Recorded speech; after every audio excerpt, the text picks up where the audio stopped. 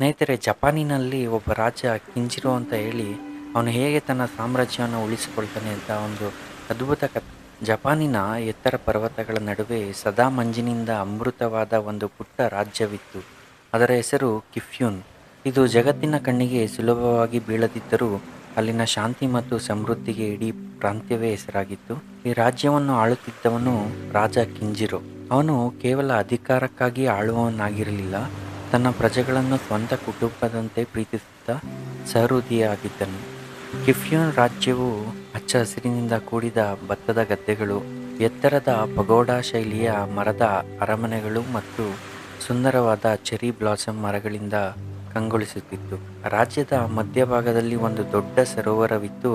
ಅಲ್ಲಿನ ನೀರು ಎಷ್ಟು ಸ್ವಚ್ಛವಾಗಿತ್ತೆಂದರೆ ಆಕಾಶದ ನಕ್ಷತ್ರಗಳು ಕೂಡ ರಾತ್ರಿಯಲ್ಲಿ ಅದರ ಬಿಂಬದಿಂದ ಕಂಗೊಳಿಸುತ್ತಿದ್ದವು. ರಾಜ ಕಿಂಜಿರೋನ ಆಳ್ವಿಕೆಯಲ್ಲಿ ಒಂದು ವಿಶೇಷ ನಿಯಮವಿತ್ತು. ಪ್ರಕೃತಿಯನ್ನು ಗೌರವದಿಂದ ಕಾಣುವವನು ಮಾತ್ರ ಸುಖಿಯಾಗಿರಲು ಸಾಧ್ಯ. ಅದರಿಂದಲೇ ಅಲ್ಲಿನ ಜನರು ಮರಗಳನ್ನು ಕಡಿಯುತ್ತಿರಲಿಲ್ಲ ಮತ್ತು ಕಾಡು ಪ್ರಾಣಿಗಳೊಂದಿಗೆ ಸ್ನೇಹದಿಂದ ಬದುಕುತ್ತಿದ್ದರು. ಒಮ್ಮೆ ನೆರೆಯ ಬಲಿಷ್ಠ ರಾಜ, ಕ್ರೂರ ರಾಜ ಕುರೋಡ ಕಿಫ್ಯೂನ್ ರಾಜ್ಯದ ಸಮೃದ್ಧಿಯ ಬಗ್ಗೆ ಕೇಳಿ ಅಸೂಯೆ ಪಟ್ಟನು. ಅವನು ತನ್ನ ಬೃಹತ್ ಸೈನ್ಯದೊಂದಿಗೆ ಈ ಪುಟ್ಟ ರಾಜ್ಯವನ್ನು ವಶಪಡಿಸಿಕೊಳ್ಳಬೇಕು ಎಂದು ಸಂಚು ರೂಪಿಸಿದನು. ಕಿಫ್ಯೂನ್ ರಾಜ್ಯದ ಬಳಿ ಅಷ್ಟೊಂದು ದೊಡ್ಡ ಸೈನ್ಯ ಏನೂ ಇರಲಿಲ್ಲ. ಆದರೆ ಕಿಫ್ಯೂನ್ ರಾಜ್ಯವನ್ನ ಬೆಳವಣಿಗೆಯನ್ನು ಕಂಡು ಅವನಿಗೆ ಹೊಟ್ಟೆ ಕಿಚ್ಚು ಶುರುವಾಗಿತ್ತು. ಕೇವಲ ಬೆರಳೆಣಿಕೆಯಷ್ಟು ನಿಷ್ಠಾವಂತ ಸಮುರಾಯ್ ಯೋಧರು ಮಾತ್ರ ಇದ್ದರು. ಸೈನ್ಯವು ರಾಜ್ಯದ ಗಡಿಯನ್ನು ಸಮೀಪಿಸುತ್ತಿದೆ ಎಂಬ ಸುದ್ದಿ ಕೇಳಿದಾಗ ಜನರು ಭಯಭೀತಗೊಂಡರು. ಆದರೆ ರಾಜ ಕಿಂಜಿರೋ ಧೃತಿಗೆಡಲಿಲ್ಲ. ಅವನು ತನ್ನ ಹಿರಿಯ ಮಂತ್ರಿಯನ್ನು ಮತ್ತು ಮುಖ್ಯ ಸಾಮ್ರಾಯ್ ಯೋಶಿಯೋ ನನ್ನು ಕರೆಸಿ ಒಂದು ರಹಸ್ಯ ಯೋಜನೆಯನ್ನು ಸಿದ್ಧಪಡಿಸಿದನು. ಯುದ್ಧದ ಬದಲು ಶಾಂತಿಯನ್ನು ಬಯಸುತ್ತಿದ್ದ ಕಿಂಜಿರೋ ಒಂದು ವಿಭಿನ್ನ ತಂತ್ರ ಹೂಡಿದನು.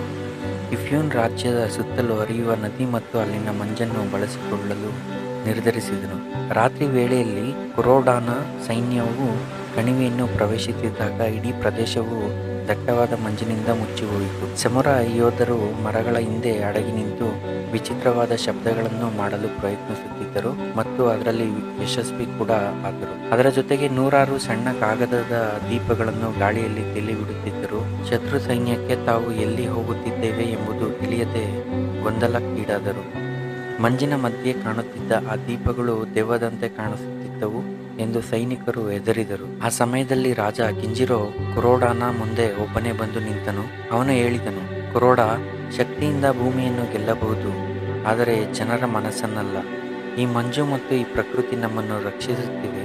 ನೀನು ಯುದ್ಧ ಮಾಡಿದರೆ ನಿನ್ನ ಸೈನಿಕರನ್ನು ಕಳೆದುಕೊಳ್ಳುತ್ತೀಯೇ ಹೊರತು ಈ ಮಣ್ಣನ್ನು ಪಡೆಯಲಾರೆ. ಕಿಂಜಿರೋನ ಧೈರ್ಯ ಮತ್ತು ಆ ರಾಜ್ಯದ ನಿಗೂಢ ಶಕ್ತಿಯನ್ನು ಕಂಡು ಕುರೋಡಾನಿಗೆ ತನ್ನ ತಪ್ಪಿನ ಅರಿವಾಯಿತು.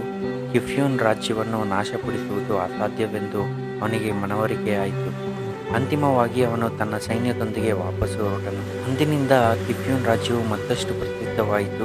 ಇದು ಕೇವಲ ಒಂದು ಸಣ್ಣ ರಾಜ್ಯವಾಗಿ ಉಳಿಯದೆ ಶಾಂತಿ ಮತ್ತು ಬುದ್ಧಿವಂತಿಕೆಯ ಸಂಕೇತವಾಯಿತು. ಇಂದಿಗೂ ಜಪಾನಿನ ಕಣಿವೆಯಲ್ಲಿ ಮಂಜು ಕವಿದಾಗ ಜನರು ರಾಜ ಕಿಂಜಿರೋ ಮತ್ತು ಆ ಪುಟ್ಟ ರಾಜ್ಯದ ಶೌರ್ಯದ ಕಥೆಯನ್ನು ನೆನಪಿಸಿಕೊಳ್ಳುತ್ತಾರೆ. ಸ್ನೇಹಿತರೆ, ಈ ಕಥೆಯಿಂದ ನಮಗೆ ಅರ್ಥವಾಗುವುದೇನೆಂದರೆ, ದೊಡ್ಡ ಸೈನ್ಯಕ್ಕಿಂತಲೂ ದೊಡ್ಡ ಮನಸ್ಸು ಮತ್ತು ಬುದ್ಧಿವಂತಿಕೆಯು ಯಾವಾಗಲೂ ಜಯ ಸಾಧಿಸುತ್ತದೆ. ನಿಮಗೆ ಈ ವಿಡಿಯೋ ಮತ್ತು ಕತೆ ನಿಮಗೆ ಇಷ್ಟವಾಗಿದ್ದರೆ ದಯವಿಟ್ಟು ನಮ್ಮ ಚಾನಲನ್ನು ಲೈಕ್ ಮತ್ತು ಸಬ್ಸ್ಕ್ರೈಬ್ ಮಾಡಿ. ಧನ್ಯವಾದಗಳು.